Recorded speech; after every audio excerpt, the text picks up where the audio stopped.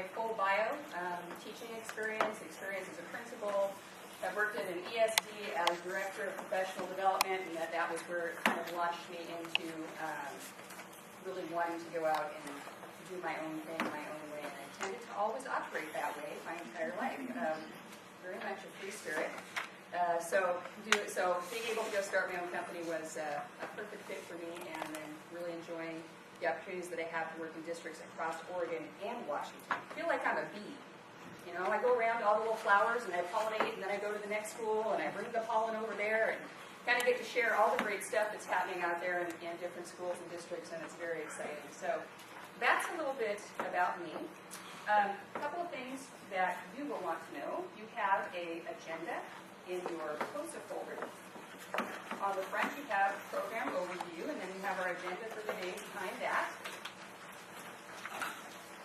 So if you like to kind of see the map of where things are going, that's where you'll find that.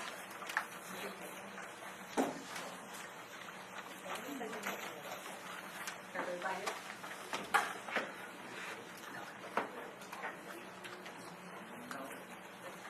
Got it?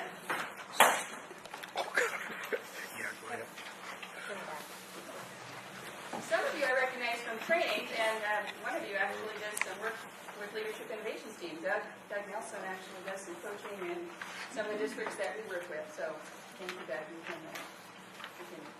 share more about what we do, right? I'll try. Okay.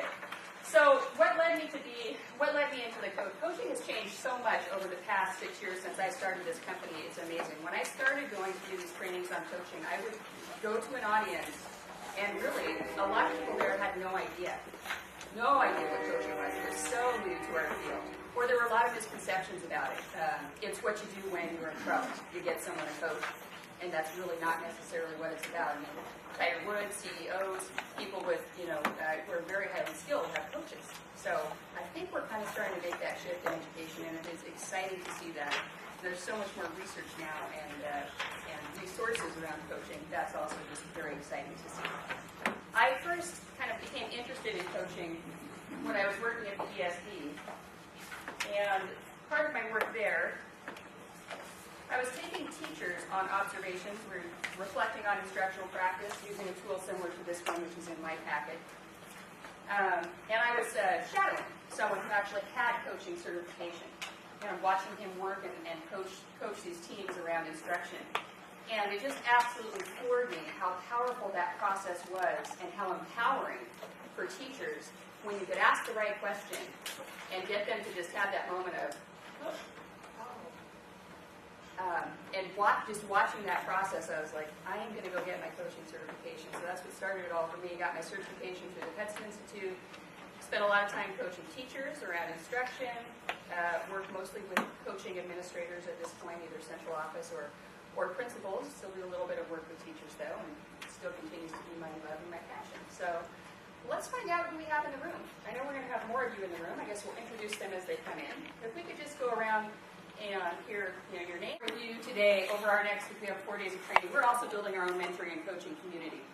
So you will have a lot of opportunities to work with different people in the room and get to know each other through the course of the day. And in order to help kind of facilitate that process, a mixer that I use is called Dance Partners, and you don't have to dance. But if you want to, any dancers in the room? Okay, you can.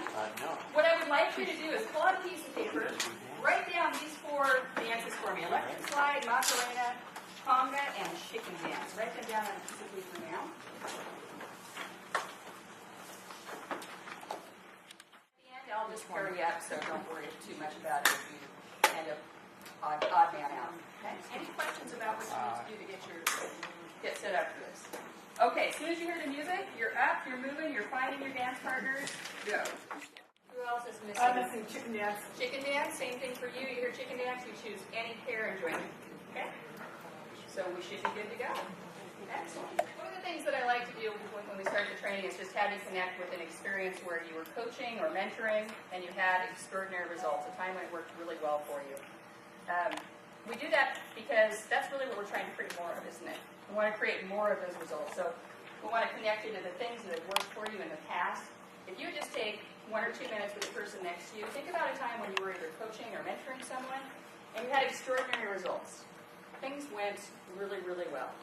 Share the experience and kind of share what did you do that helped to make that experience so successful. Your experience, partner? I'm all right. Not concerned. Anyway, Gideon had a mentee, and she worked with her for many years and kind of got her through the administrative school. It's kind of an interesting story. And but then we're going to get right into essential skills for coaching: the listening and the questioning, being strategic about that, when to use which questions, how to use them most effectively. Introduce the cycle of powerful co-coaching, and then lots of opportunity to practice. Okay. Those are our learning targets for today. We're going to skip that.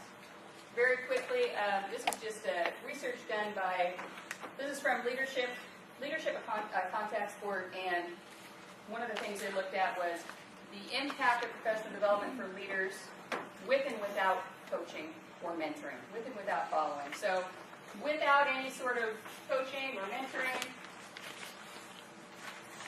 no change. Some people were even less effective.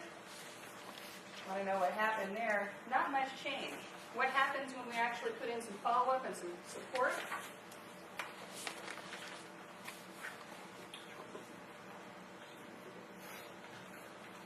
Much more effective. So we've got new superintendents and new principals who've had a lot of training. Right? They're fresh out of school. They're ready to go. The mentoring and the support is going to help them to put that training to best use. And there's a ton of research and education around this as well. Doing some showers research. I'll let you look that over if you want to, but the results are the same. And looked at effectiveness of teacher professional development and how often it was implemented. One-time workshop, less than 5%. You'll notice everything where it starts to really be impactful in the classroom. There's some kind of feedback, coaching, ongoing support.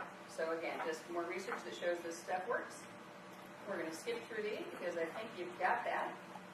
This is my favorite quote in the whole wide world. Well, it's my second favorite quote. You'll see my other one later. In truth, to say that coaching works is a bit like saying research shows that teaching works. What do you think about that? Of course it works. Yeah, we know that teacher effectiveness varies, right?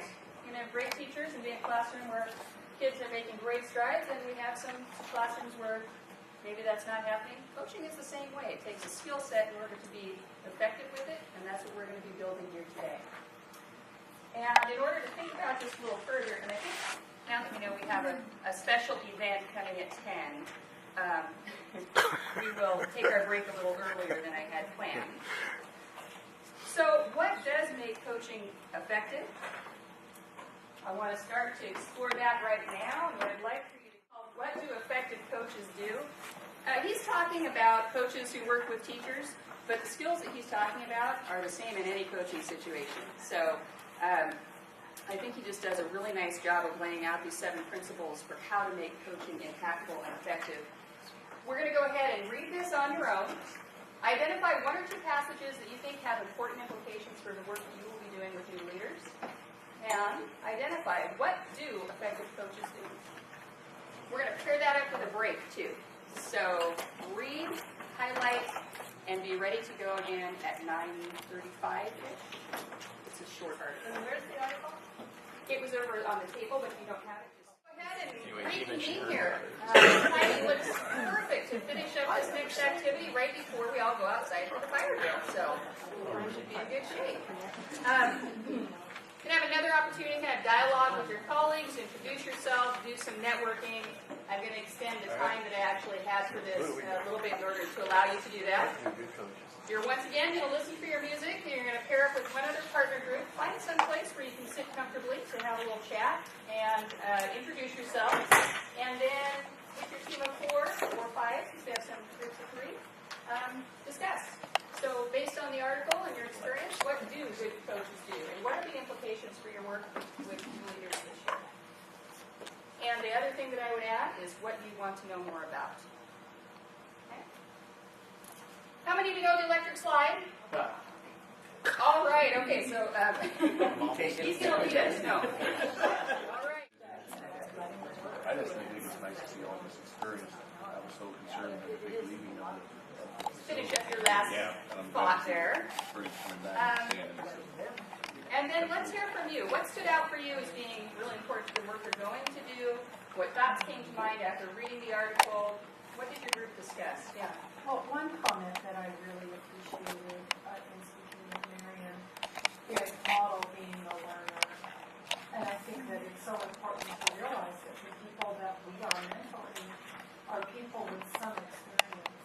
They are experienced in education and not, that entering with humility just is such an important part of really being an effective coach. Excellent. Yeah. It's going to be key to building any kind of trusting relationship where they're willing to divulge things that aren't going well. Otherwise they feel like they have to live up to you and what you bring to the situation. So humility, excellent. Yeah, Doug.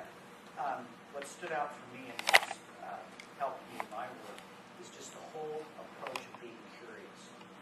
Curiosity, working with the person, being curious what they're thinking, and coming from that whole stance of trying to understand without judgment and to listen deeply from that position of wonder where they are at that point in time. I love that word, curious. Stay curious. That's a great word for kind of keeping you on track and out of the role of expert. Although there will be times where, you're here for a reason, you bring expertise. So there are certainly times to feed that in. I don't want to suggest that. But the staying curious, listening, and really getting a feel for where they're at and what their needs are. Excellent idea, Doug. What else stood out for you? What did your groups discuss? Do you guys want me to know? Go for it. We also talked about just taking an interest in the mentee, and it's a team approach, and about the kind of the art of not taking over, but setting those little boundaries and hoping your mentee kind of talking about that you've been doing some reading around that and heard some other folks talk about that and how it ties into the whole mentoring and coaching piece. And at lunch, you'll have an opportunity to meet those that you're going to be mentoring. So these are good discussions to be having now and thinking about that first engagement with them as well. A couple of things have come up as I've gone around. I put up a parking lot, here in Promo parking lot. A couple of questions: how were mentees selected, and what resources are available? So if there's things that are coming up from you that might be more COSA questions than Heather questions, feel free to put them up there. And then when Suzanne comes back, we'll be sure that we've got your questions. Yeah. You were mentioning earlier about maybe some other ways you might be able to communicate when we're off that time. I sure would like to see a web site or something, a site we can all communicate and have questions on. A lot of our mentees, I'm sure, are very techno-literate, and I think they're used to that learning style. I think it might be good for us to, pardon?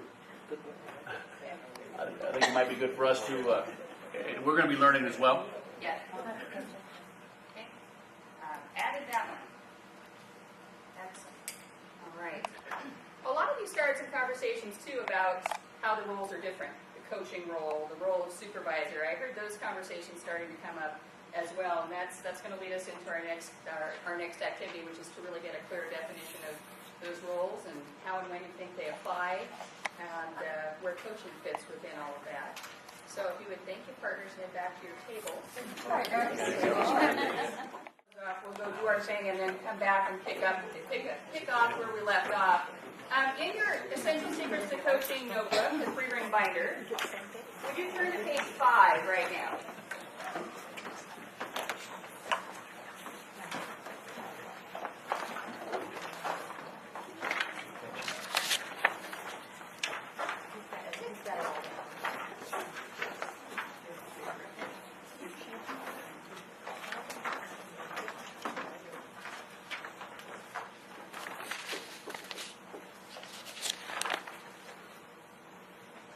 In order to start this conversation about the different roles and where they fit, I'd like to start by just thinking about each of those roles and kind of define what's the role, when might it be useful in a mentoring relationship, or not at all perhaps, okay? And do that on your own for now. We'll wait till after the drill. And you can start your discussions with your partner. That's fine if you want to, okay? So define the role. When do you think it might be useful in mentorship? What are the pitfalls and possible dangers? of moving into those roles as a mentee or mentor. So define it on your own, and then go ahead and talk about it with a neighbor. Questions that came up, knowing the difference between mentoring, coaching, evaluating, where does all of this fit together? What did you discuss with your partners in terms of when you looked at mentoring and you thought about how does that apply, how is it different? What sorts of things came up in your conversation as you looked at the different roles and discussed how they might apply or not apply and what dangers or pitfalls might be of each? Yeah. I think Bo and I came up with a little bit of a juxtaposition on mentoring and coaching, Okay. and that may be because I've taken something from you before, so I kind of have a little better idea of where you're kind of going with this, maybe. We definitely both agreed, though, on consulting and evaluating are not really important or not as integral or as a big part of this process of mentoring and coaching that we're trying to learn how to do. Look back at Jim Knight's article and we think about those skills that he identifies that effective coaches use. Really, the consultative evaluative role isn't going to fit in there very often, is it? Probably not. Not so much. Yeah? What else? What else did you discuss with your partner? I was surprised how, and so was my partner, Marion, on how similar the roles can be, too. That you're, in any of those roles, you're supported, you're perceived as competent, and having some knowledge and wisdom in your experience. Yeah, so definitely some similarities there too. And I would say that the coaching role can be infused in any of those roles. It may not be, it's not exclusive. That's my new, the new thing that I bring when I do the training, when I work with principals, is this is not a separate leadership skill or a separate skill set. It's something that you use strategically and weave into every role that you have. And it can be evaluative, like Marion was saying, you're using a self-assessment tool, you're using leadership standards, you're having them do a self-assessment, and then you do some measurements over time. Oh, how are you doing on this standard? What's your focus now? It can be evaluative, but they're doing the evaluation. Yeah, the difference would be their reflection on the evaluation, kind of guiding things. What else? We talked about an ebb and flow between kind of all of these roles, and that you do occasionally Weave in and out. Yeah. It seems like we need to go heavy on the mentoring to start with, and the reason I say that is I tend to think of the mentoring more as the emotional relationship building skill, and that if you go heavy on that to start with, to get that relationship, then you could do more of the general pushing and that kind of thing that we're needing. Yeah, good observation. I think the mentoring has less judgmental components than the coaching does. With coaching, I'm required to make judgments all the time, what's best for our mission. In mentoring, my mission is to be part of that relationship. So my judgment does not have to be as austere or as focused. So tell me a little bit more about that judgment, because when I think coaching, I don't think judgment. I would disagree, because coaching, every bit of it is judgment. Because what you're doing is you have to make a judgment who plays, which combination will do better at this time, which combination needs to be set aside, which one has to make adjustment for our new opponent. All those Okay, things. so coaching as in coaching a team or a... Yeah. Okay, I'm sorry. I was I was thinking of the actual conversation piece, but you're right. Yes, you would be definitely be making judgments in that case. And I think that's where our linguists would have some problems with mixing the two. Yes, I would agree. What else? Additional thoughts? In the consulting role, where does the bringing of expertise or sharing of expertise fit into the mentoring piece? Because clearly in the consultant piece, there's an expectation that the consultant brings a certain level of expertise, and there's some reliance on that to help you. And we talked a little bit about the consultation piece, the resource piece, as a part of the mentoring, but not a focus. So how does that Kind of a support to it. So how does that... tie into, is that kind of a It's... accurate assessment? I think what we're getting to here is that it's really a judgment call. Okay. Do you know what I mean? These 4 roles, no one can hand you a script and go, here's when you do this, and here's when you do this, and here's when you do this, My and here's when you transition do to this. all of them. the best you can do is to be cognizant of those roles. Seek first to understand your coachee's position, what they really need, let them define that, and then you've got to make some, as you're having that coaching conversation, you've got to decide when it's appropriate to lead in information or resources, or ask, would you like information or resources. As you're having that conversation, there will not be, a set script for how and when to make that determination. The only thing you can do is be cognizant of it and, make those decisions conscientiously when you're working with your mentee. I always, I had a mentor when I started being a principal, and I was 29 when I took on my principalship. I was in a very small school district. Some of you are from those rural districts. It was a K-7, and it was its own thing. The only thing with about 275 kids, small town, Shelton, just out on the peninsula. Some of you know Shelton. So pretty conservative little town, logging community, strong blue-collar community. So I'm 29 years old, and I look like I'm about 12. Coming into the principalship, my mentor has been principaling and superintending forever. I mean, he's got eons of experience. And the things that he suggested that I do would not work for me and who I was in that situation. And that is what I would just say to be cognizant of. There's an age, probably an age gap in many cases. There's an experience gap.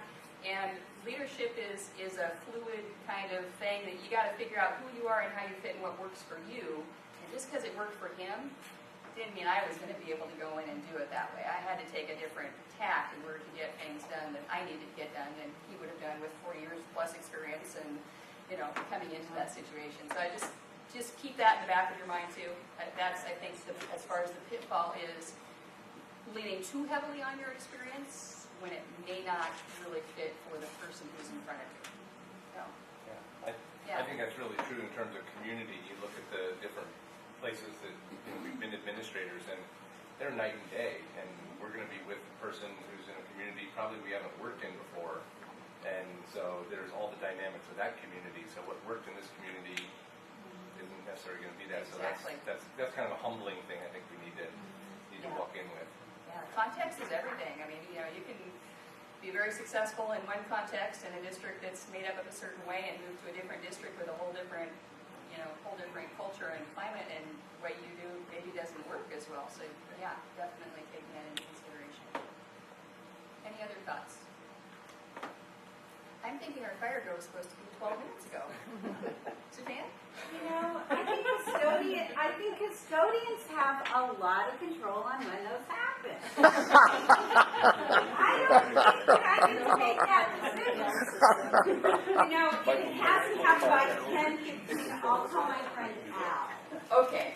It would just be good to But I have seen Mr. already practice a lot of flexibility. Yes. We can pull the alarm. Help things along. Yeah. We're mentoring. Somebody else pays fine. Yeah.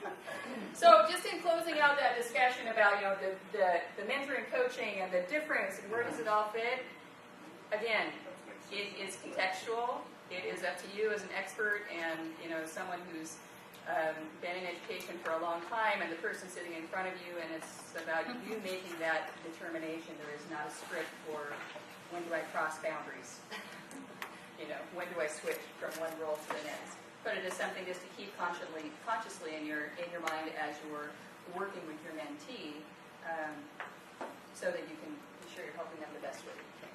But it's also critical, Heather, to be clear when you're coaching and clear when you're consulting or evaluating and talking about that with your mentee. So it's clear what role you are playing.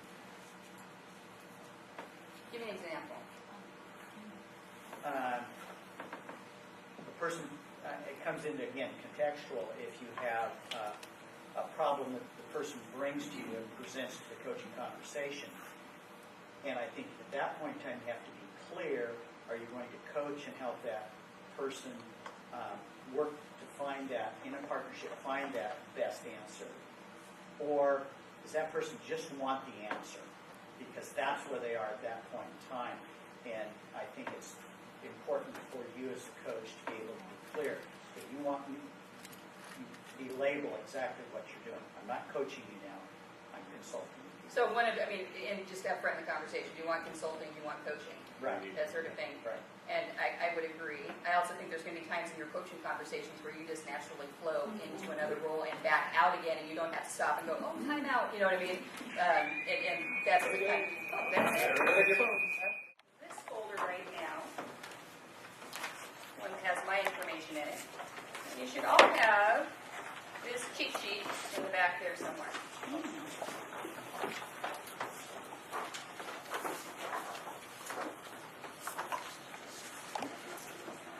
Gym night gives us a lot of really important relational skills in order to make coaching successful, and what this attempts to do is to help provide some process for utilizing those skills.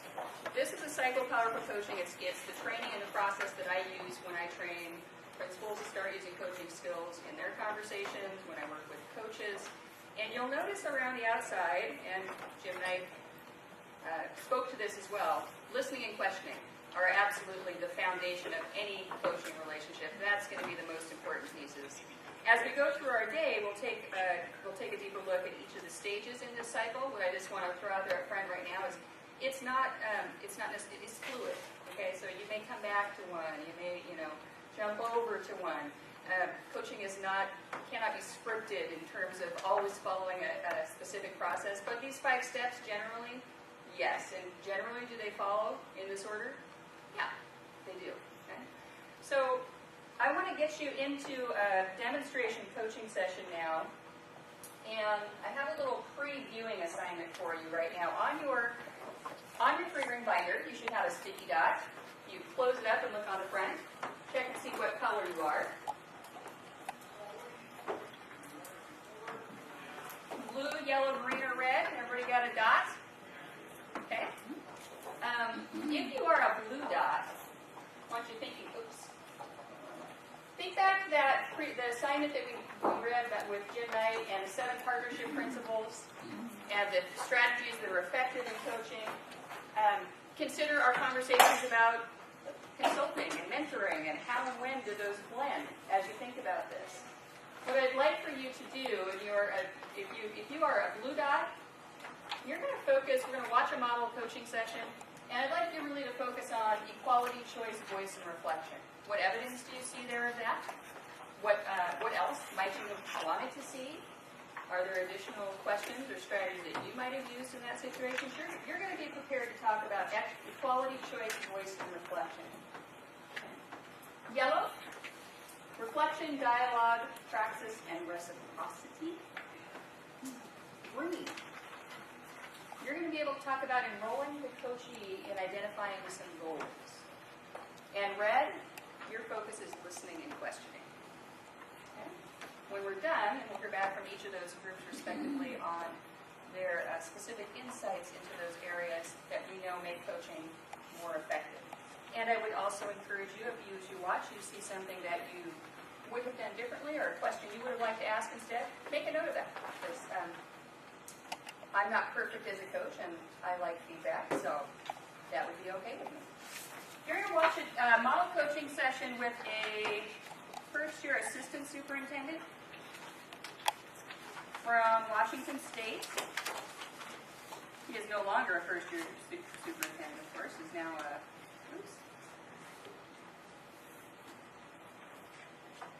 there we go. That's not the right one, though.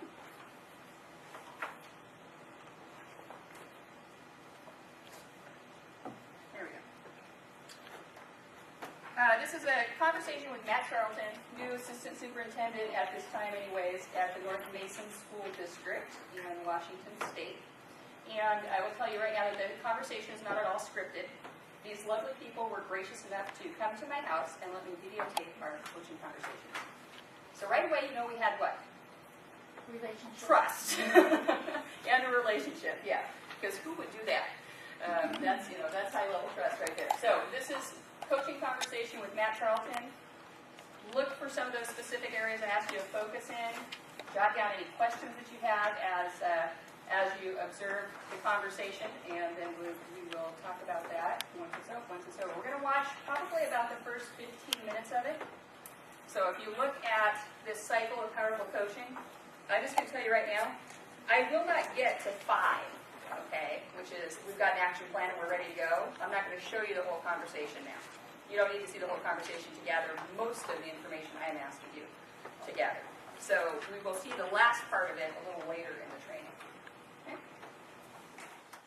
Distribute you in case we didn't get jobs equally set out when you went out. But teams of 4, and in your teams of 4, you're going to share your notes and observations from the area you were responsible for kind of being the expert in, and any other thoughts or observations on the conversation so far. Okay? So stand up and find groups of 4, one color, with most of these groups, and heard some good thinking going on. Just we'll share briefly with the large group, what were some of the key things that you discussed in your group? Questions that came up? Things that you observed that seemed important to you?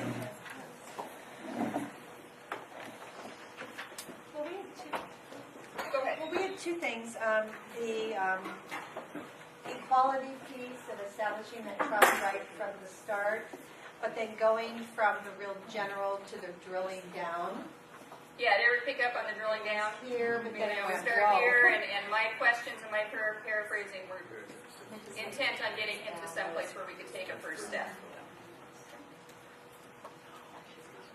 And if you looked at the cycle of powerful coaching, I didn't ask you to specifically focus on this. I don't really get past about step 3 there, do I? I mean, he hasn't come away with an action plan per se yet. He's starting to get some ideas, but I'm really trying to get into his head around his culture and his context of his district and what he needs to do, because it may be very different from what I would want to do. And that's pretty much where I hang out for this conversation. Other thoughts or observations? We talked a little bit about how time-consuming that kind of questioning is. You know, to try not to assert yourself into it, to keep paraphrasing, and wow, that's probably really exhausting as well, unless you do it a lot. It is. I'm tired when I get done. Well, I get to, Doug, you get done coaching principals all day, and you just want to collapse at the end of the day. So all I did was talk. And actually, I didn't even talk most of the time. I listened. How come I'm tired? That's all the listening is demanding. And the other thing we talked about in listening and paraphrasing was when he asked you a question, basically he wanted you to give him the answer and turn it back to him. So you could have gone into a consulting role pretty quickly, but you kept in the coaching mode. Yeah, why do you suppose I stayed in the coaching mode? Because I could have gone consultative there, and it may be, maybe that's where you would have gone. Why would I have stayed in the coaching mode when he asked me that direct question?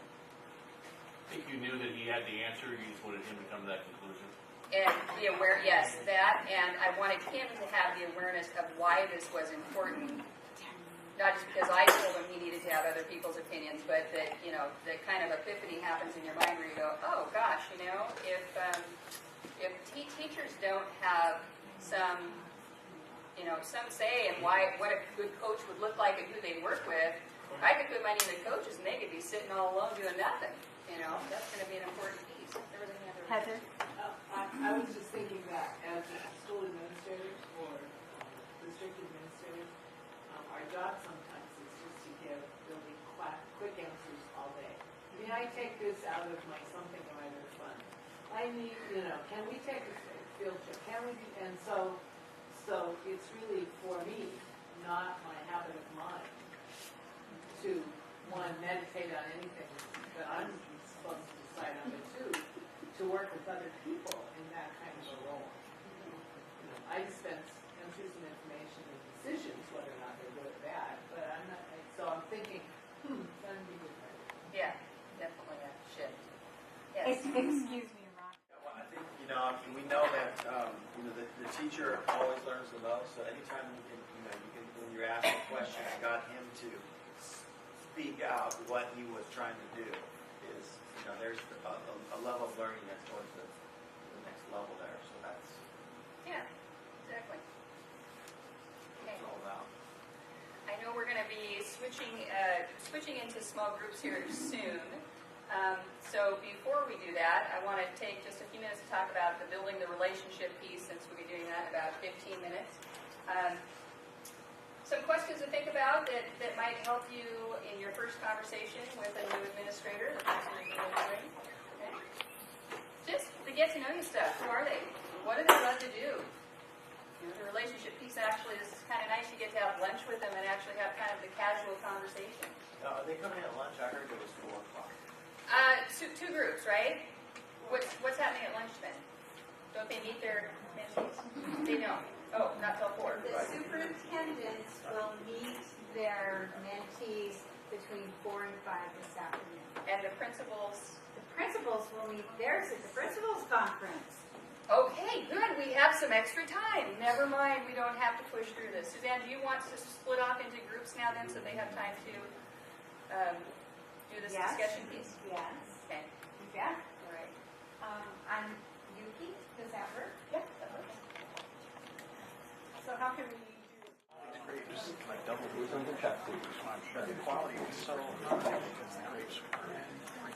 Let's all come on back together.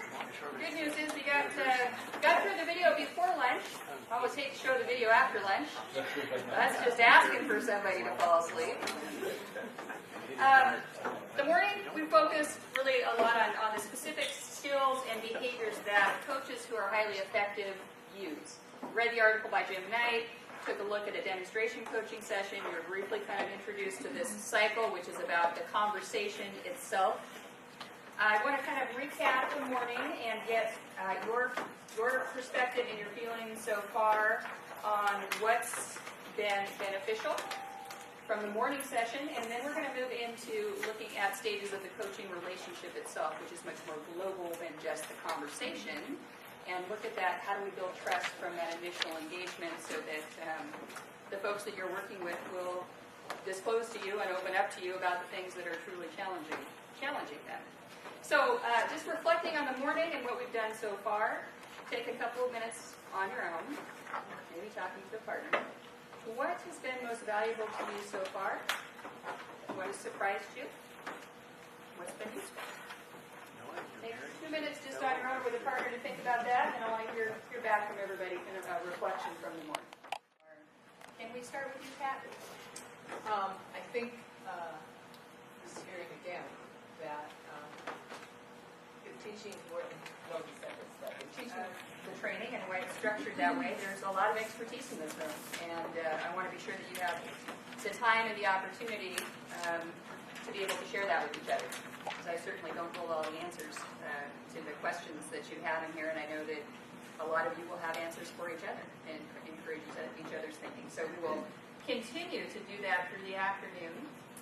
I want to step back from the conversation itself. So we've really been focused in on the conversation, and we'll be coming back to that. But I want to step back from that now and look more globally at the coaching relationship and kind of the stages that relationship moves through and between over the course of time. The video that you watched, someone had asked me this question. I usually preface the video with this, and I forgot. I've been coaching Matt Charlton for 9 months by the time we had this conversation. So this was a well-established relationship. We were in the going for it stage, which you'll read about in just a minute. I mean, he's ready to make some moves, but it doesn't just start out that way a lot of times. And it doesn't always continue that way. Sometimes you end up going through bouldering, which means you hit a wall, right? They don't do the assignment. They aren't successful with what they try to do. What do you do when you hit that place? Until finally you get to a place of achievement in the relationship. And what I'd like for you to do, we're going to do a specific activity around helping you think about ideas for building trust as you meet your new mentees and start that relationship. But I'd like to give you a kind of an overview of these 4 areas before we actually get into that. And what I want you to do, it's a very short piece, just 41 through 43 in your Essential Secrets notebook. You just kind of skim over those areas on your own, and I'll continue throughout the day, throughout our training, to kind of feed you bits and pieces as we go through. Read through those stages on your own, and we're going to come back to trust building after you're done.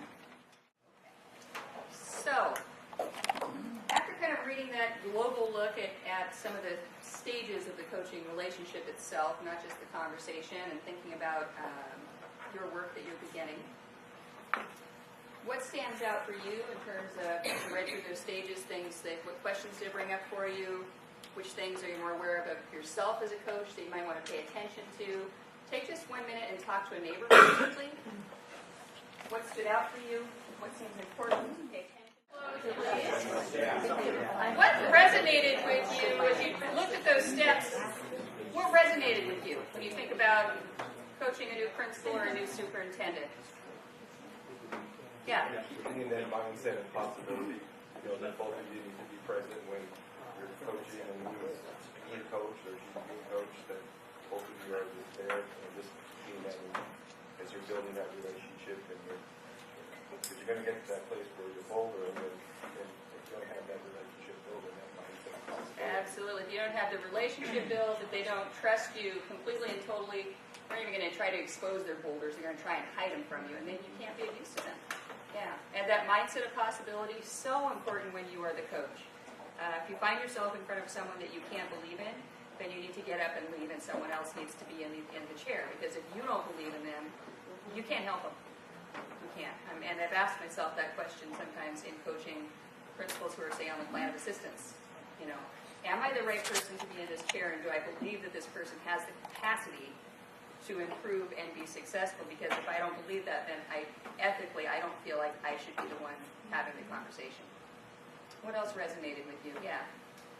In the bouldering section you had put down there, when I sit down with coaches for the first time, we talk about the coaching engagement. We always discuss the implementation of it. And I suppose there have been very few times that you haven't run into one of those in your coaching experience. And so it's really important for them to know. I think that's part of the trust building thing too, is that's going to happen, and we will get through it, but be prepared for Absolutely. it. It's kind of one of those upfront pieces. They're setting a goal. You want to talk about things that might get in the way, and you want to let them know that this is a process. It may not work the first time. That's okay. It's called implementation dip, whatever you want to call it, but that's just part of learning and growing, and that's all right. We work through it. It doesn't have to be perfect the first time. It's nice if it is. It doesn't always work that way, though. What else? I think, to me, like the trust is like it's like the oil in the engine. I mean, it's what keeps things going, and you'll never get to the other ones if the trust isn't there. So it's like worth it to spend the extra time to get that going. Yes, just to get to know them. And in your coaching relationships, how do you know that you've got trust? What does that look like? I can tell by body language, eye contact, their voice modulation, how they're talking to me. I watch for all the subtle ways that they're communicating to me, and you can pick up on whether they're still hesitant, and they won't necessarily say that, but you pick up on, you cue into that on how they communicate back to you, what their body language says, what they don't tell you. I mean, that's a big one for me, so it's really about listening for the subtle and watching for the subtle ways that they're communicating back to you to know whether. A lot of times that'll show up. You'll know that the trust just isn't there yet because they're agreeing with everything, or they've got the solution right away, or you can just tell there's something that they're not quite unfolding for you. The best clue is it's all good and I got it wired and I'm off and there's okay, so yeah, you're the only person on the earth who actually knows everything. Yeah. Is there a difference between coaching over the phone or coaching person to person? And what are the differences? I have coached and I have been coached over the phone. So I've done that. The difference is you can't do body language. I mean, that's the hard part about it. I've been coached over the phone and it's been very successful. I think the reason it was successful, though, is that I was eager and willing to be coached. I was a good person to be coaching. I think the challenge with phone coaching can come when there's maybe more hesitation on the other person's part. Trust isn't quite there because you can't do the body cueing thing. Doug, have you done some phone coaching? I've done both. As a matter of fact, I coached one client for a whole year and we never met. But you have to really listen much more deeply with just the subtleties in voice, because you can't read body language, you can't look in the eye, and so it makes your listening skills have to really be honed to do that well. We do have Skype now Yeah, we do. these days, so, you know, I And I Skype was coaching on Skype, and that worked really well because you did have the.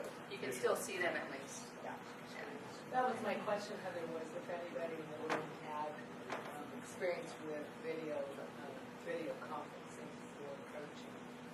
Any hints for those of us who are going to do it? I mean, I'm coaching Dawn at COSA Day, and our cows are not likely to class except at COSA events would be my guess. You have to see Dawn to believe it, so you really do need to get this done. There's a good hint. Now that I chatted for 18 months with my husband, that's how we stay in touch. And so, that's great. I love it. So I'm quite comfortable with the technology. I just wondered if there was anything that you had observed. I was in Bend. And the coach was in Portland, and again, we never met personally, but it was like we were sitting across the table. So I thought it was a very good experience. Yes. You hit that part about wanting to be coached as well. I mean, because I went through the Reef training, and there were 5 superintendents. Jay, I don't know if you went through that over at ESD, and we were coached.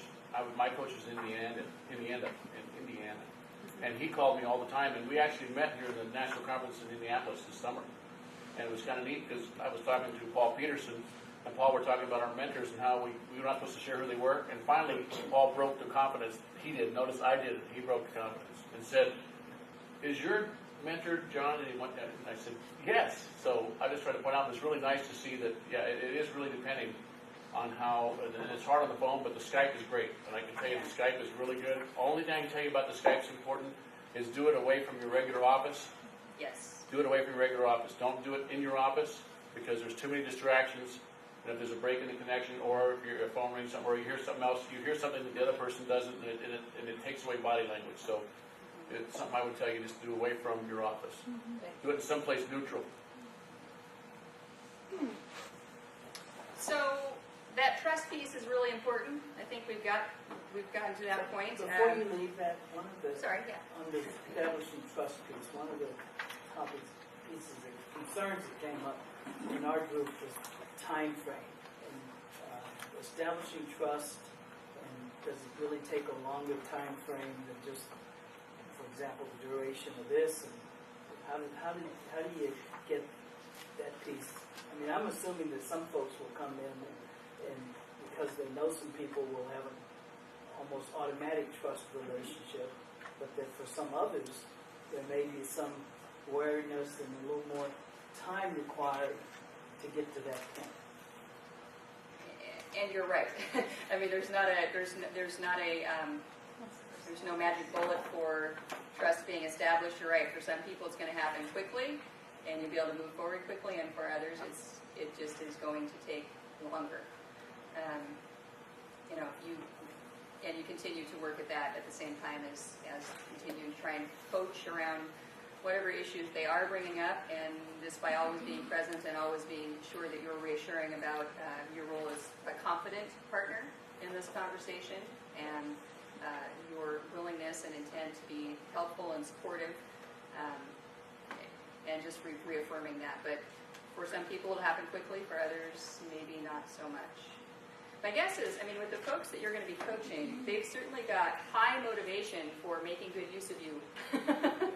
They're brand new superintendents and principals, so I would not expect that the trust piece is going to be a huge obstacle for you. And I think, a trust accelerator, of course, is like traveling together or sharing a meal together or those. So if there's any conferences, like I know, like if people could go to AASA and do that experience together, there'd be a lot of ways to, I think, really build some trust with some of those things. And you got the dinner tonight, 4 to 5, so you got a trust accelerator. I like that. We're going to steal that. And I know that probably many more of you have other ideas for how to build trust with your new mentees, and I want you to be able to tap into those. Here are a few questions that I like for first conversations.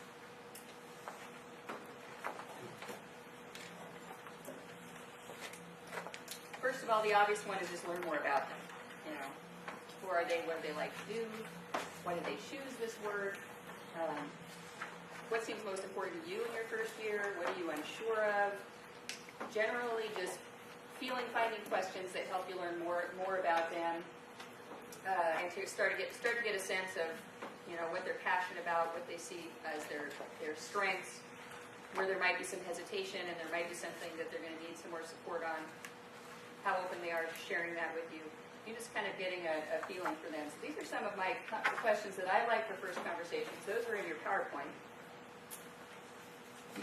We're going to do a little activity now to gather some more ideas for those trust accelerators. I'm changing my slide when I go back to my room too. It's going to say trust accelerators activity now. I'm going to give you the next 10 minutes to meet and talk to as many people as you can about specific things you can do to build trust with your new mentee. Okay? What I want you to do right now is make your own list. Jot down 2 or 3 ideas that you have for building trust with the person you'll be mentoring. Interesting, that is a good idea. Okay, how about over here? Oh, I like what I heard from over there was check their website out, find out what's going on in their district, what's happening, and then you are showing an interest and have a starting point. And pull up the last 3 school board meetings, look at those and see what issues are on there to deal with. That's always good for Good idea too. Okay. We paired that idea with, James said, always find something positive to talk to them about. They're brand new superintendents. Their first 3 board meetings are likely to be pretty nice.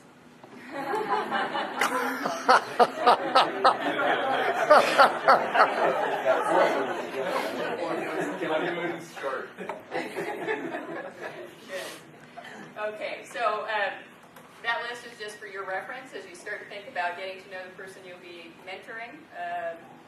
You choose and pick what's going to work best for you in helping to build that relationship, but that piece is going to, obviously, that piece is going to preclude any success with the conversations you have. The other information about the phases of the coaching relationship, it's not a lockstep thing. They're just to be aware of. As you're working with someone, that people are going to move through these phases, and that's okay. And maybe you need to share some pieces of that with your mentee, too, so they understand that as well. We're going to move into specific skills around coaching now in preparation for our action labs this afternoon. Can you pull this guy out again? So we talked about earlier, foundation for any sort of coaching success rests on 2 key things, listening and questioning. Without those 2 things, it just won't be a successful conversation. So we have to become experts at both listening and questioning. Oh yes, and of course we want to build fishermen, right? Instead of giving loaves of bread. So we're back to this. We're going to start now by reviewing and looking at some key listening skills. We'll look at some questioning skills, and then this afternoon you'll actually get a chance to form triads and start practicing some of those skills. Listening is the entry point to all coaching. I'm going to put on a little video clip. It's from the movie Father of the Bride. How many of you remember that movie? Okay. And in this section, George is having some challenges with his listening skills. What I'd like you to think about for this short clip is just what is getting in the way of George's ability to listen effectively. Okay. I think the clip itself is great for talking about body language, effective listening skills, judgment. What I'd like you to do right now is cluster yourself into groups of 3 or 4, and I'll let you pair yourselves off. What got in the way for George in terms of being able to listen to his daughter? And how did you know? What did you see happening in terms of listening and communication skills that let you know something was not all was right for George in the world? Okay, so listening skills, what wasn't he doing? And what caused it, do you think? What was going on in his mind? Cluster up with the group. First, talk to me about body language. What were you picking up from her in terms of body language in that conversation? From the very beginning. You could pick up some anxiety. We knew she had something to say, didn't we? You could tell just by the way she was looking, okay? What else? She didn't want to rock the boat. She didn't want to rock the boat, so she was a little fearful of how they would react, right? Okay. Did George seem to pick up on any of those clues? No. So what do you think got in the way of George's ability to pick up on any of those clues or to even receive the message? The first thing was he was just totally focused on his agenda, writing down things the family was going to do. Focused on his agenda, okay? How did thought of this was going to happen in any way that made it real? Okay. What else? How about after she told him? Talk to me about body language, facial expression. George had some real judgments about what was going on, didn't he? Yeah. Big time judgments. Do you suppose that you might feel some judgment occasionally when you're mentoring? Possibly. Possibly. The important thing is what? Not to be transparent with that. Okay? The judgment may happen in your mind, but we don't want to do it, George. So is that the advantage of the telephone? That's the advantage of the telephone. That maybe they pick it up in your voice. Yeah. What could George have done to be a better listener in that clip? Don't say anything. Not say anything, okay? Can't say something nice. Change his body language. Sit back. Listen. What else? Change his filter. Change his filter. Excellent. What was that over here? Ask some questions. Yeah, maybe ask a few curious questions. He can be doing all the judgment he wants inside, but ask some questions to put her at ease. Okay? Good. So the listening piece is hugely important in your coaching conversations too, and I would just say that you will probably end up in situations from time to time where you feel maybe a little like George. I know I do still, every once in a while. The important thing is to be very cognizant of your body language, of staying curious. I like that word there, thank you. Asking the good questions, and changing your filter so that they feel safe sharing with you. Because you can imagine in a coaching situation where they pick up on any of that, trust is instantly gone, isn't it? They're not going to tell you anything again about what's not working if they pick up on it. So let's go ahead. Oh, challenges to listening effectively. Here are a few. You talked about a lot of them. Filtering incoming information. Judging the message or the messenger. We could just check these all off for George, couldn't we? Yeah. Waiting to give advice.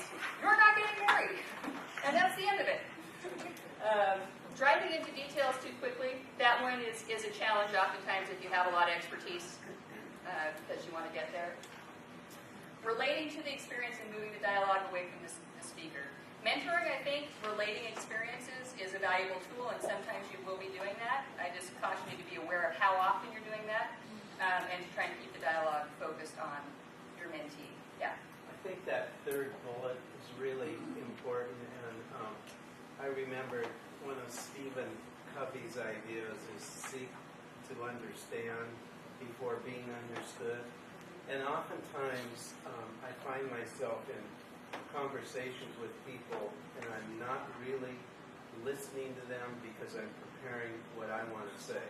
Yeah. And what I want to say is in my mind, and it keeps me from really connecting with them. And I find it's a real difficult thing to deal with. So I think that number 3 is an important thing of having them feel as though what you say is very important to you, and they're the most important person in the room at that time. Yeah. To you.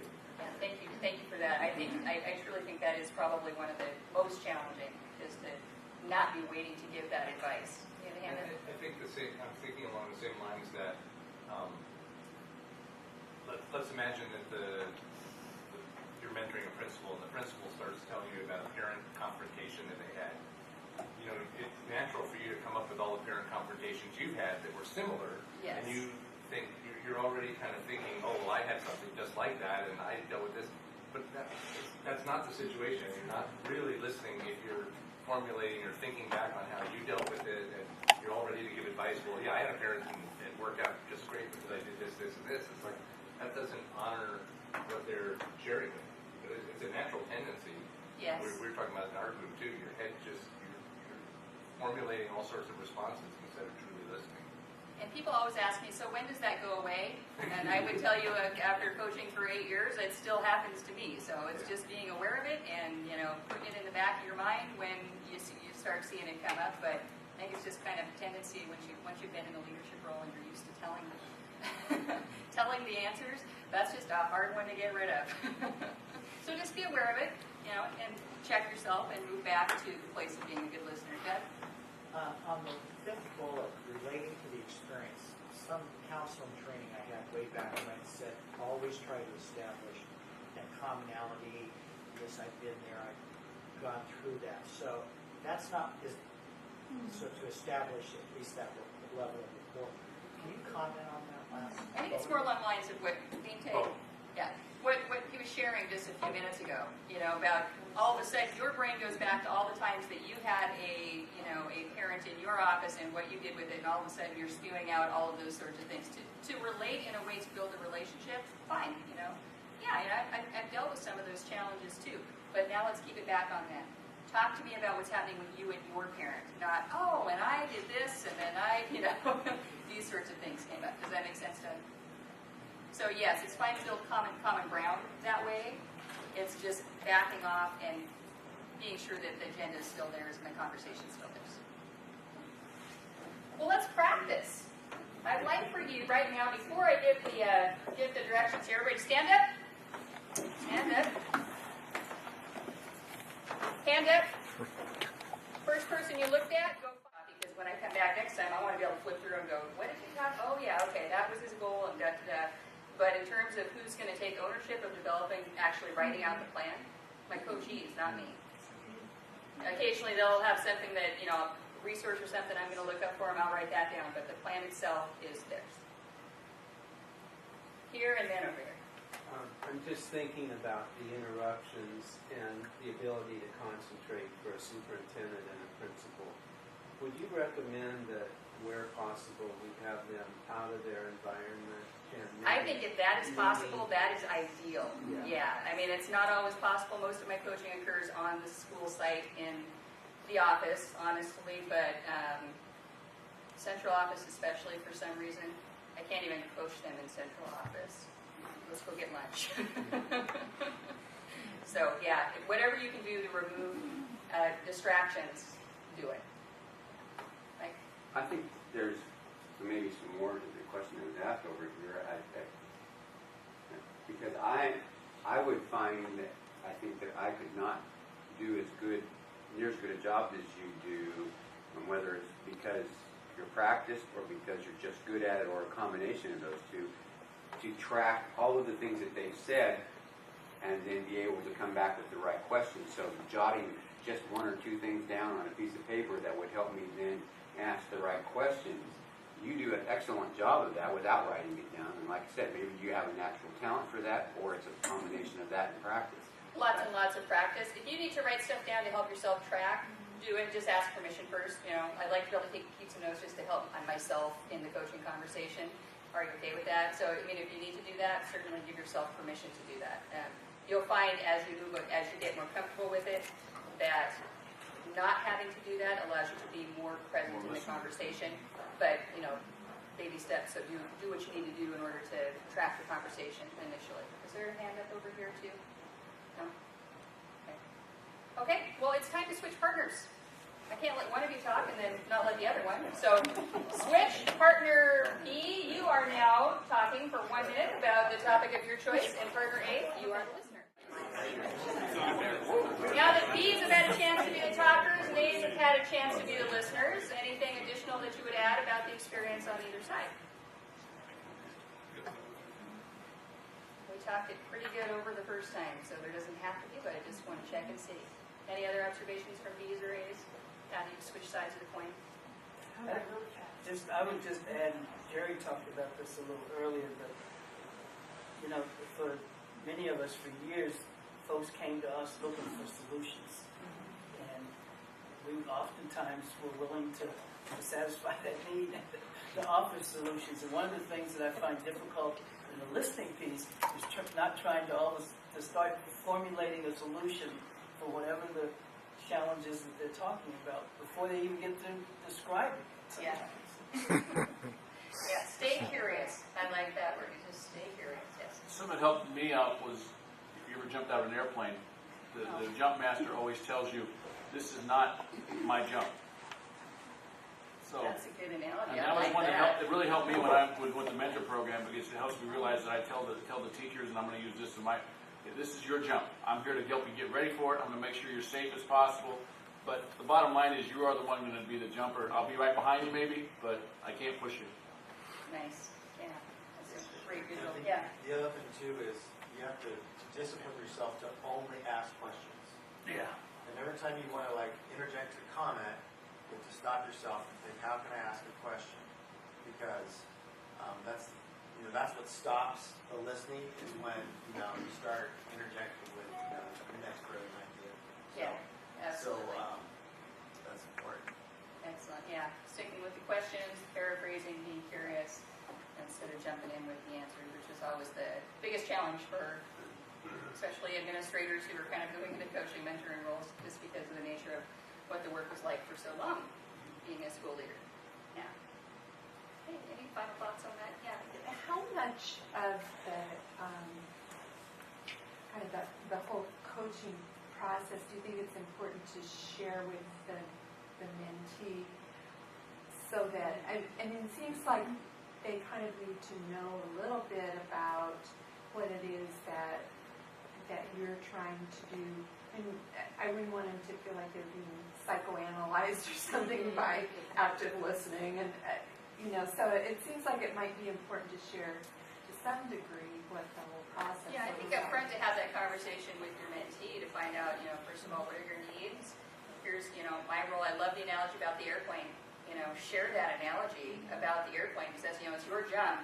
My job is just to help you prepare for it, and I'm going to do that by helping you think through as best you can what your options are. If you really want some suggestions, I'll share some of those too, but it really needs to be, these solutions really need to be yours because I'm only yours for a year, and I'm only here once a month, you know what I mean? So I think describing that part of the process and why it's important is, you're absolutely right, that's an important thing to do early on when you're working with your mentee. Yeah. All right. We're going to take an afternoon break here in just a minute. When we come back, we will be working on the other half of the key skills there for coaching conversations, powerful questions. So let's take 12 minutes and be back at 2 o'clock. We'll work on some questioning skills and get into some example of listening, had some good discussions and experiences about what listening is going to mean to your mentee relationship. Now let's look at powerful questions.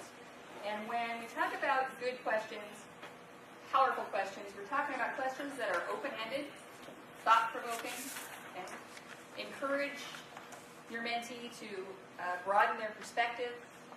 They're questions that don't make assumptions about the right answer or the wrong answer, getting away from that judgment in. They may create dynamic tension. Okay? A little bit of cognitive dissonance is not a bad thing. And how many of you have been coached? Okay. I know that's where, my biggest growth comes when my coach asks me a question that just makes me go, right? And it's really uncomfortable for about the next week until I talk to my coach again, and by that time I've figured it out, and it was a good thing for me to think about. So those kind of questions are okay once you got great trust. Can't ask those questions without great trust, but those are the ones that kind of broaden perspective too. Questions that kind of shift thinking, open up new possibilities. When we're talking about powerful questions, those are the characteristics that we're looking for in the types of questions we want to be asking. Will you always ask powerful questions? No, I like to say it should be about an 80-20 ratio. 80% powerful, open-ended, thought-provoking questions. Maybe 20% are going to be more of the yes or no variety, either or choice type questions. When you get into those types of questions, you've moved away from the powerful questions and you just want to kind of monitor yourself in terms of how often am I asking questions with a yes or no answer or a right response, and how often am I asking questions that really encourage a broader perspective. So we're going to do a little exercise here to help us wrap our brains around those powerful questions a little bit more. And I'm going to want you with your Macarena partner for this one. My iPhone is dead, so the music has died. I can't play the Macarena, but still, if you would find your Macarena partner now, that would be great. We can sing it. We can sing it, yeah. Questions. Okay, what makes them open-ended is there isn't necessarily a right answer. They're not yes or no type responses. They're inquisitive. Okay. On the other side, we have a question or a comment or a thought that is the closed version of that response. So for number one, what courses of action have you already thought about? It's a curious question, isn't it? We're just getting at what they thought about doing. On the other hand, have you thought about getting the group back together? What have we already done if that's the statement we make? Do you have it? We've decided that's what they need to do, haven't we? Okay? How can you check out whether that will work or not? That's one that I really like to do when I'm starting to have some thoughts about what they should or shouldn't be doing. Instead of telling them, have you thought about doing? That's going to be the more closed-ended version. Okay? And again, it's not that you're never going to ask these more leading questions. They should just happen less frequently. They will be much easier for you.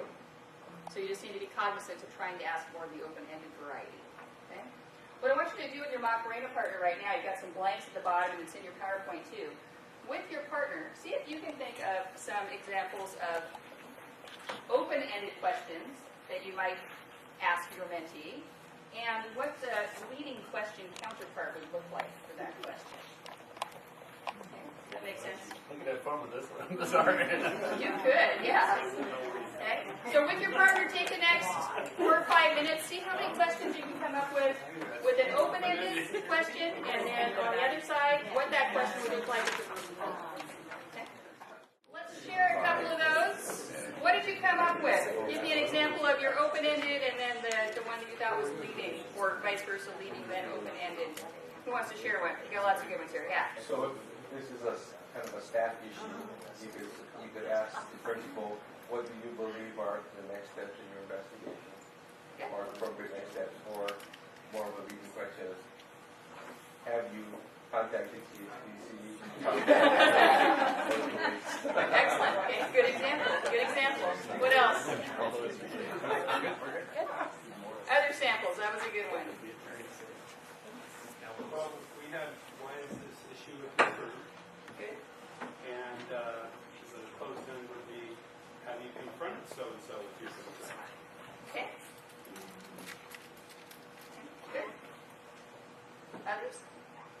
How can we better understand Okay. the situation? And then the leading question would be, what are the implications? And then the specific, whatever it is, what are the implications of doing this, doing that, or whatever you have that specific. I think that's actually an open-ended question. I actually like it. What are the implications of? They have to Right. think about what the implications If are. you didn't put the specificity in there. Yes, if you, That- yeah. that- If you told them what the implications were, then it would be closed-ended. You know? Yeah, What are some of the resources you plan to engage? excellent. And then the other end of that would be when you put them on a plan of assistance.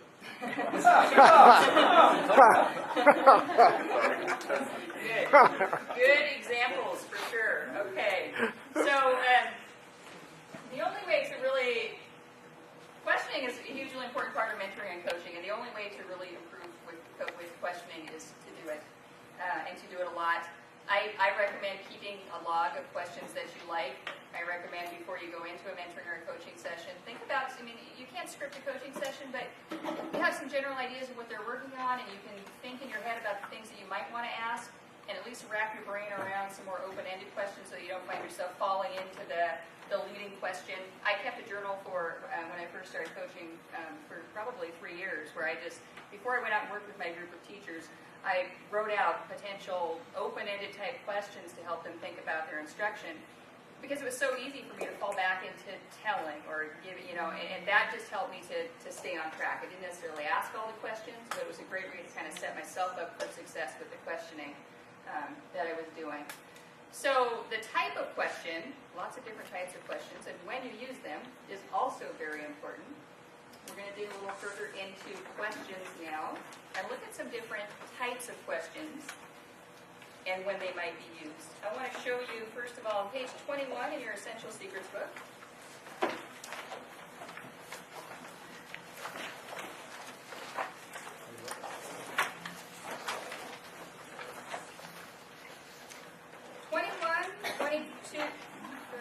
21 to 23. I guess 22 wasn't important, sorry. It's numbered every other page. Okay, so 21 through 25 gives you some different types of questions and some samples of each. Take a look at those now.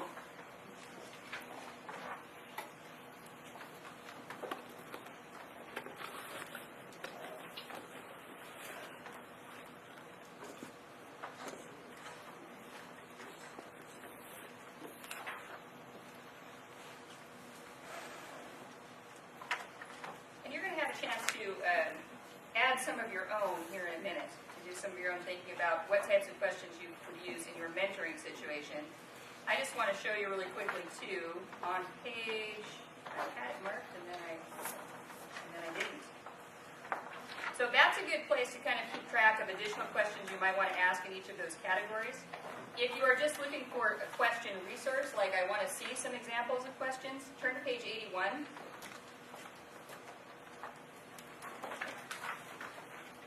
You have a more complete list of potential questions that can help clarify, questions that help probe implications, questions that help probe for assumptions, questions that help people focus. So that is just a page to maybe mark as a resource for as I'm going into my conversation and I'm trying to think of some good questions. Here's a place where I could look at least for some starters. The other place you have kind of sample questions is the back of your cheat sheet. So if you flip this guy over, you have different sorts of questions that might be asked at each stage of this coaching cycle. And some of them are interchangeable, yes.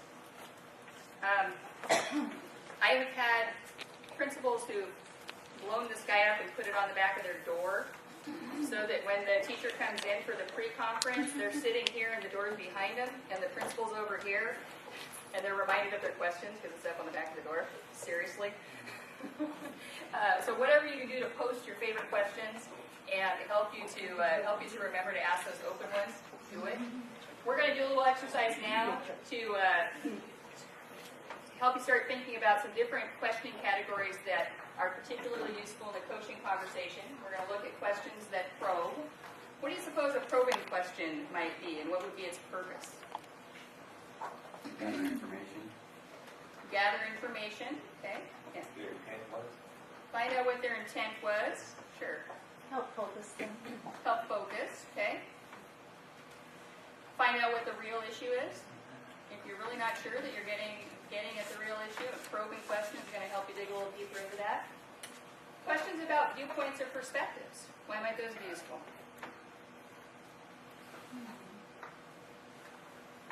You might sense bias. Excellent. Surfacing bias. Absolutely. Questions that help people focus. You're always going to lead with those. You're always going to lead with that, and if you remember from the video, it's that constant filter, so you're always going to be coming back to questions that focus. Okay? Questions that help create possibility. If they can't imagine that it's possible, it doesn't matter what plan you put together, does it? Okay? So questions that help them see the possibility. Questions that probe implications. Why would those be important? Think through different routes and paths to see which rabbit hole you don't want to go in. Very good. Yes. Which rabbit hole don't I want to go in as a new principal or a new superintendent? Absolutely. My favorite probing implications question is just what will happen if you don't? That one's good for a lot of thinking. Yes. So kind of even before we start questioning, I'm thinking about a new person and trying to remember back when I was a new administrator. I didn't necessarily know what the questions were I needed to ask, what problems I might have.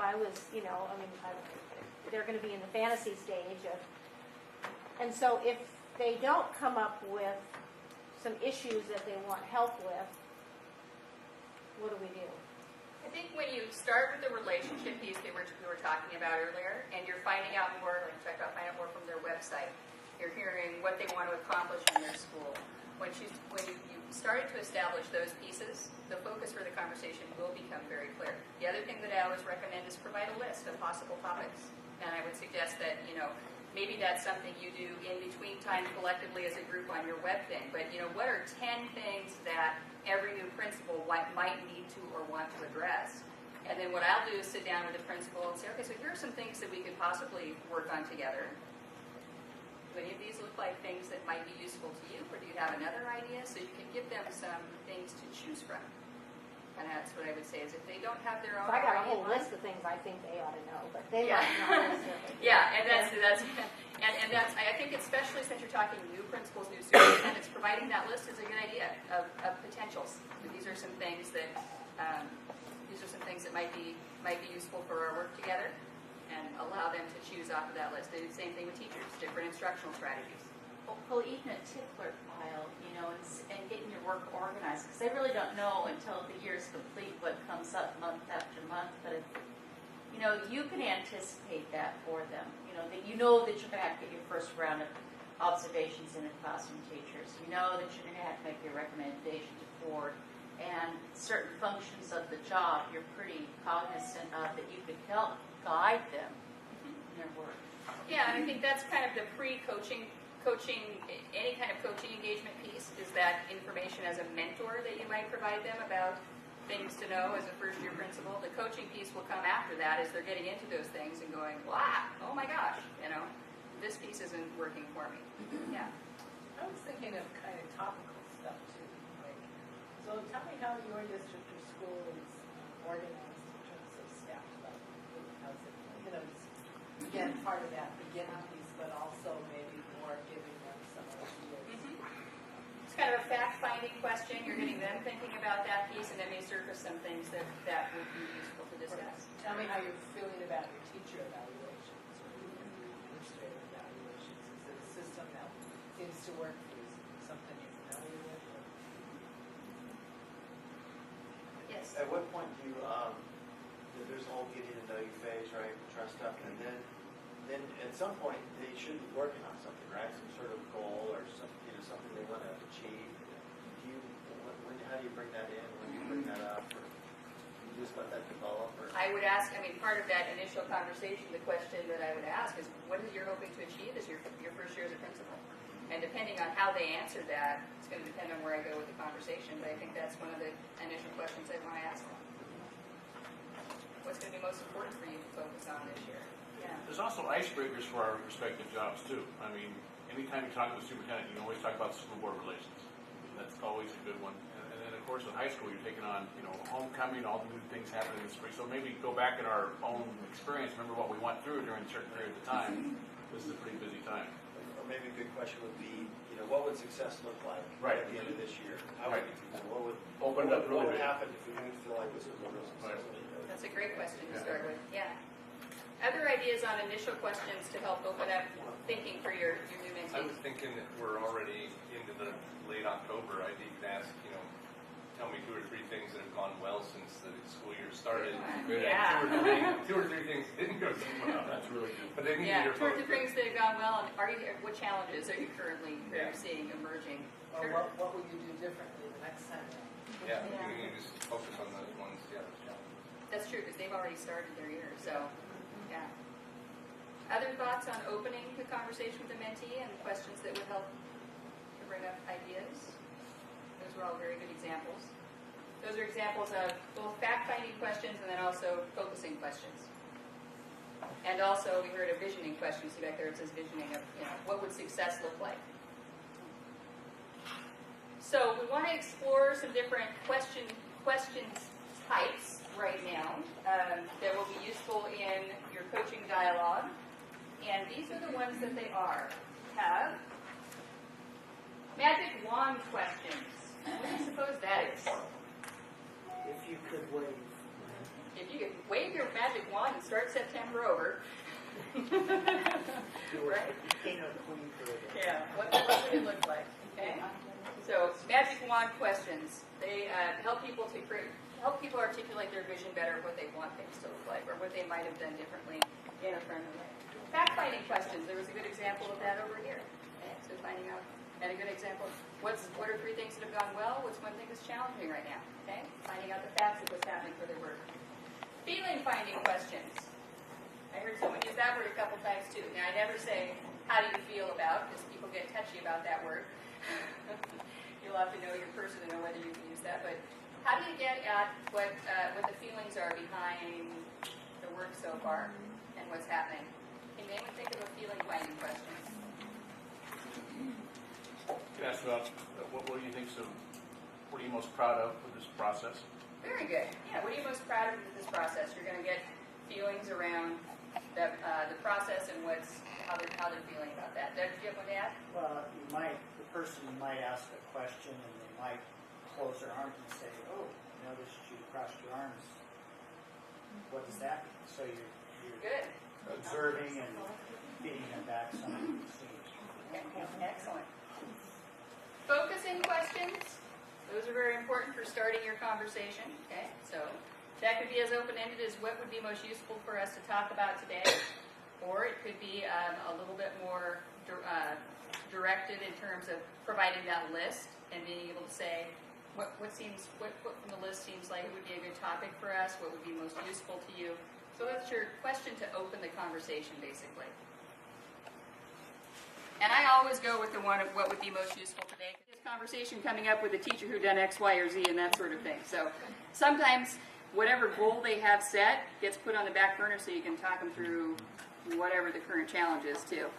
Visioning questions. This one is really important. If they can't see a vision for what it's going to look like when they accomplish it, they'll never get there.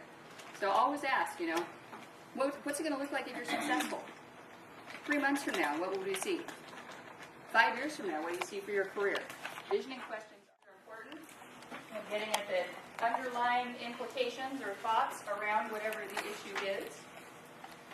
What we're going to do now, you're going to have a chance to work with a small group and generate as many questions as you can for each category. We're going to do this carousel style. So what I will have you do, we're going to want, let's see, how many of us are in the room right now? 1, 2, 3. About 3 per chart, is that right? There's 6. About 3 of you per chart. You'll start at one chart with your small group. You're going to see how many questions you can generate for that particular category, okay, that you might use in your mentoring situation.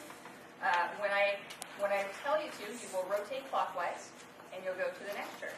You can read what the people in front of you put, and then add a couple of your own. You rotate again until you've gone through all of the different types of questions. These will be then typed in for you and sent to you so that you have kind of your own cache of questions specific to the kind of coaching that you'll be doing and what you might want to ask as opposed to my more generalized ones that are in the book. Okay? So what I need to have you do right now, I need to get 3 of you at each chart. So if you would stand up and just choose one to go to. List of questions there. Did you find some that looked interesting and good to you? Your colleagues put up before you got there? Good. Okay. Like I said, those will be typed up and they'll be sent out to you, so you'll have all of those sample questions.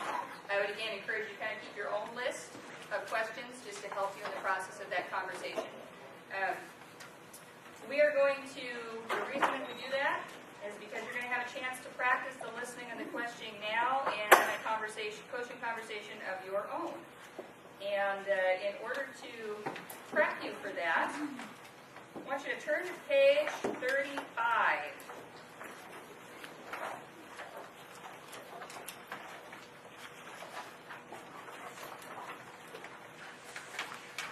The coaching conversations that we'll have today, just going to tell you a little bit about them first. Our focus is only on stage 1 and 2, focusing the conversation and seeing and exploring. Okay, so we're not working on getting to action steps. We're not diving forward into that territory.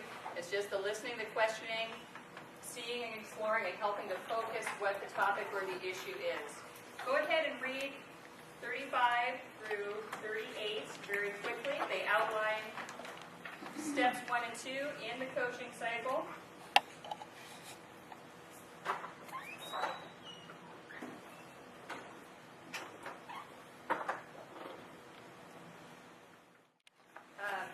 The last activity that we're doing today is meant to give you some practical application in the things we've been working on this afternoon, which are listening and questioning, the 2 foundational skills for the coaching conversation.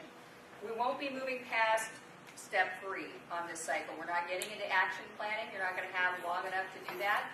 Your focus for this conversation is just to be really curious, as Doug would say, to ask lots of good questions and to learn a lot about the problem or the challenge that the person is sharing with you so that you can best facilitate the conversation. And in order to do this, what we will be doing, you'll be in triads. Okay? You'll each have a role. One of you will be the coach, one of you will be the coachee, and one of you will be the observer. When you are the coachee, I need you to bring a real challenge or goal to the conversation. We're not role-playing. Okay? So it is an issue that is real to you, that you can receive some coaching support from your colleagues here in the room on. Maybe how to start working with your mentee. Maybe questions around that. That's fine. Why don't I do role plays? What do you think? Artificial. It's artificial. You can't role play. You cannot role play a coaching conversation because you can't pretend to react emotionally the way someone else is going to react. All of that stuff just happens in the moment. So the best way to practice is to practice around some real issues or some real challenges that you might be facing right now. So what I need you to do now before we get into groups is think about when you are the person who is being coached, because you'll all have a chance to be all three of these roles. When it's your turn to be coached, what is a goal or a challenge that you are currently facing, either in your work or maybe with your role as a coach, that you can bring to the conversation to be coached around? And just write that down now. A topic that you can bring to be coached on in your conversation with colleagues.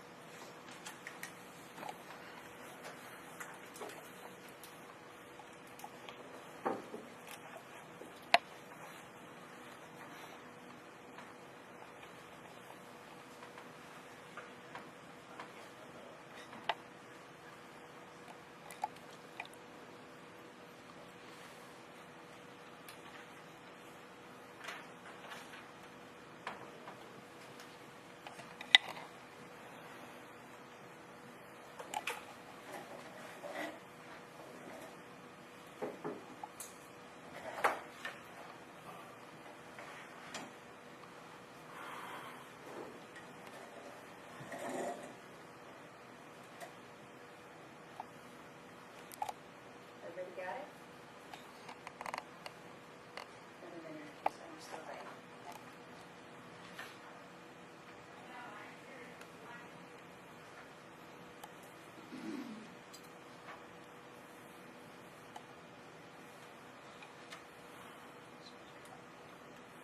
If you're the coach, it's your turn to be the coach, what question do you suppose you might start with in this situation? Remember, the starting question can be different depending on who's in front of you. What's going to be a question that you could all use to start the conversation today? What would you like to, what would you like to talk about today? That would be a very easy one. Everybody's identified something to talk about, so they're going to have the focus for you. What should we focus on today? Okay? Anything to open like that, then you're just going to work on the questioning and the listening and to see and explore the problem in as much detail as you can in your 10 minutes that you have to coach them. If you are the observer, guess what your job is? Watch the coach. Watch the coach. Yep. You're going to look for body language, listening skills, good questions. Keep track of open-ended, closed-ended. When did you see at some point a question that really opened up some thinking for the person who was being coached? Your job is to help provide feedback to the person who's coaching to help them do more of the things that worked really well and less of the things that maybe didn't so much. Okay? And you'll all have a chance to be every single role. No one will be left out. Yay! I know. Are there questions about the process? What I'm going to do is I'll have you get into groups of 3, and what I want you to do is, with your group of 3, you're going to get into a triad like this. Don't try and coach each other across the table here. That doesn't make for a very good coaching situation. So go ahead and pull some chairs out, set yourself up in the triad for your coaching conversations. And let's see. I will just let you group yourselves for this activity. So you need yourself and 2 other partners and a triad of chairs. Go. Focused. Good. Yeah. I appreciate that Marion has just this natural empathy, and she's real comfortable, and she kind of has a calming.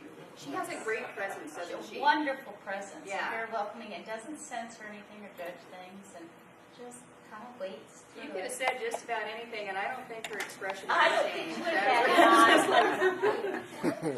Yeah. Yeah. That And was a you good were talking away. There wasn't anything. Oh, you bet. Who else who was being coached? We'll go here and then over there.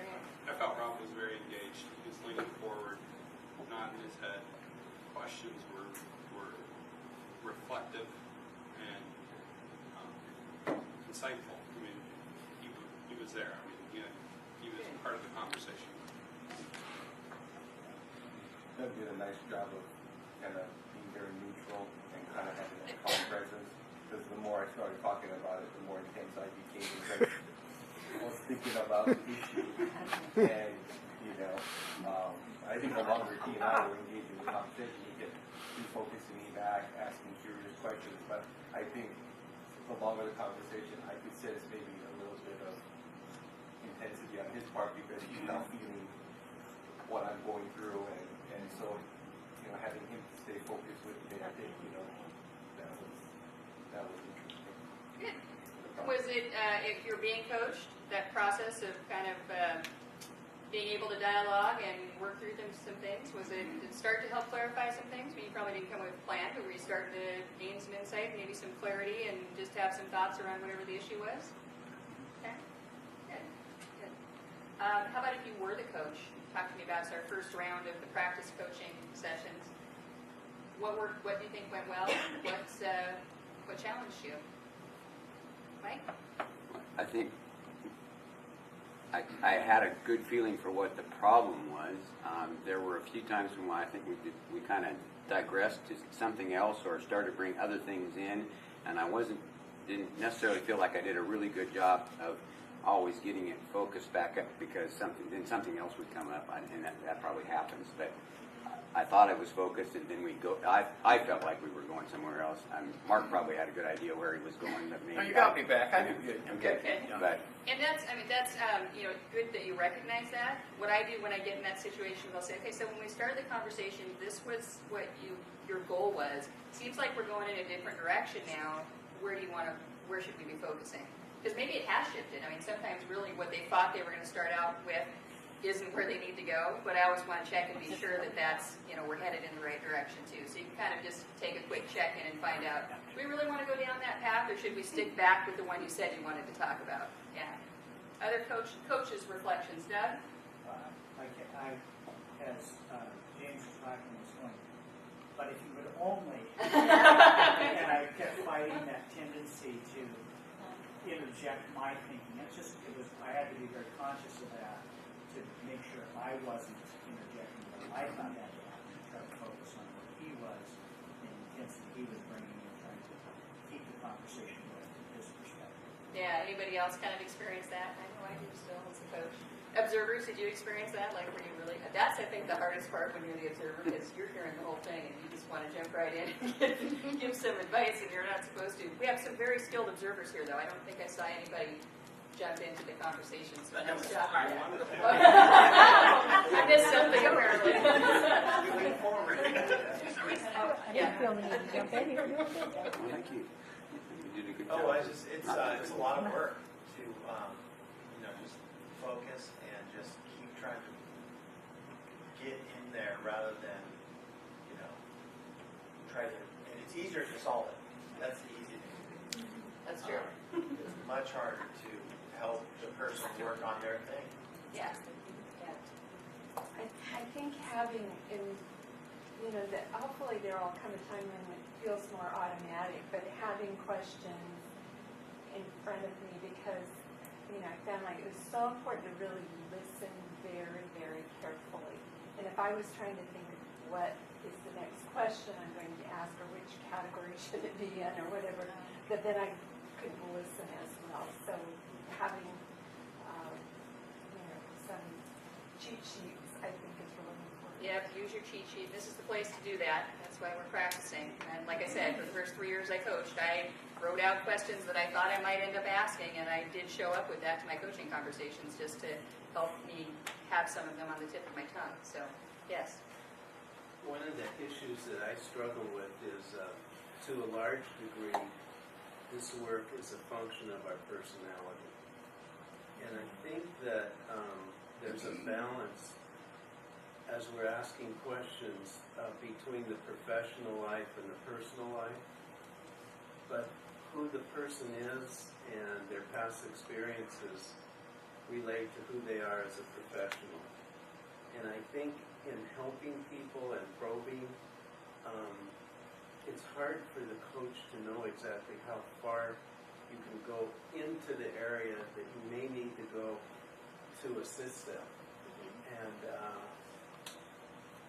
so I think that's something that's going to be, there's an art there that I'm sure comes from experience like you've had. But I'm wondering if you have any advice about that, or if I'm even being clear. No, you are clear, and you're absolutely right. I mean, you can't really separate out the personal person from the professional person. They're all part of the same thing, and sometimes that is going to cross over. I always just let that be, or I would say most of the time when that happens in a coaching situation for me, they usually brought it up. I mean, the trust is there and they're in tears. They're, my husband left me. Whatever, is getting in the way just comes out. I don't really have to dig very far for it. Plus I can see on their face that something's wrong. I walk in the door and maybe my first question changes. And I say, gosh, you look like things are really stressful for you right now. Is there anything that you need to talk about today? So they have the opportunity to bring that up, or they can say, nope, it's all good. But I just make it an invitation. I tried that, but he's not very empathetic. Okay, we're going to switch partners. So we need a new coach, a new coachee, and new observers. You're going to have 10 minutes again. So decide who's going to play the parts. And provide some feedback in your groups. We're going to need to wrap up here so we can get ready for the superintendent. Well, good. Okay, and you used 3 primary modes of questions, so focusing, probing, and fact-finding. And you did a little bit of what was that there? Not focusing on it. You almost did how you feel about it, but you didn't say feeling. Tell me, I remember where it was. On the cusp of feeling. Yeah, because then you talked about your reticence about Bring your conversations to a close. I love the way you're so patient. I said you would all get a chance to coach, and you will. We will pick up where we left off tomorrow morning, and the next partner will coach so that we can let the new superintendents come in because they're starting to arrive. So we will pick up where we left off tomorrow. You did coach. You will coach first thing in the morning. Thank your team and head back to your seats. Just have a good look at your announcements before I let you go.